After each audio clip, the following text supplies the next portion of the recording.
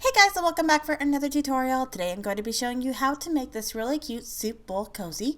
So if you're interested, then stick around.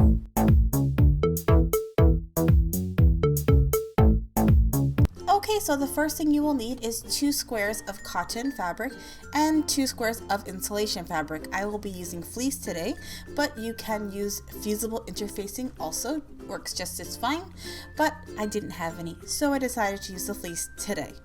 So the first thing you will do is take a piece of your insulating fabric and your cotton, place them with the wrong sides together, and then we're going to sew an X along from corner to corner. You don't have to sew an X. This is kind of just quilting it to make sure that the fabric sticks together. So if you wanted to do a design, maybe get out your free arm and do a little bit of, fancy quilting, you're definitely welcome to do that. But if you're just trying to keep it simple, then just an X will do just fine. So I put some pins in there just to make sure that the fabric doesn't shift. And I'm just going to do a regular stitch from corner to corner like this. And we do that for the other 2 pieces as well.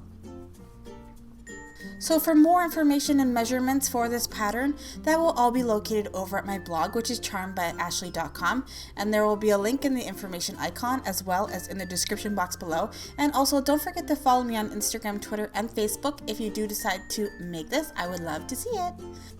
Okay, so now that you have both of your sides sewn, now we are going to create the darts, and all you're going to do is fold it in half, and then we will measure 1 inch on the raw side and 2 inches down on the folded side, and then we will create a line from those 2 points, and that will be where we are going to sew our seam.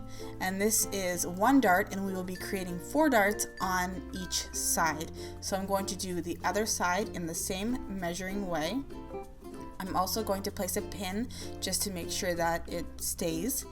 And I would also do the other 2 sides, but I like to do the first 2 darts and then I will fold it again and then measure out the next 2 darts and sew those ones, just so that I can make sure that there's no fabric shifting.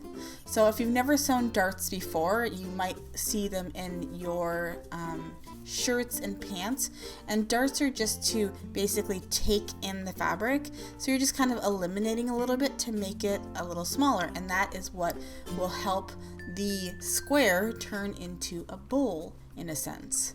So if you've never done a dart before, which I don't usually do them, so this will be your first time. And so I did both pieces the same way with 4 darts on each side, and now I will take the 2 pieces, put them with the right sides together, and then I will sew all the way around the raw edge. So it might take a little bit of finessing, making sure all of your seams on the sides are lined up, and also the corners are lined up as well. And then once you do that whole seam all the way around the edge, you're going to make sure that you leave about a 2 or 3 inch gap, and that will be used for turning. So I'm just going to do a quick seam, probably about 1/4 inch seam allowance all the way around.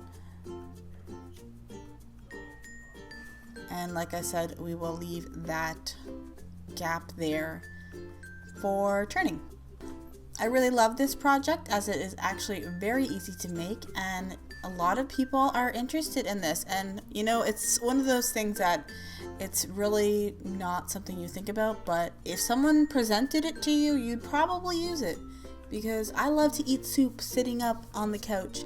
And who wants to, you go and you have to get like a big tea towel or something like that, or use your blanket and then you get it dirty. So this is really nice because it has a good little edge. So if you did spill your soup, you would just go in there and then you can toss it in the wash. So I really love this idea actually. So now that I've flipped it, I am just going to be doing a top stitch all the way around. I didn't film that because it's pretty much self-explanatory, but when you do your top stitch over the opening, you just make sure that all your fabric is folded in so that you can close up that hole that you use for turning, and then you're done. So I hope you enjoyed this tutorial. If you did, please give me a thumbs up, and don't forget to subscribe for more tutorials. And thank you so much for watching, and I will see you guys in my next video. Bye guys!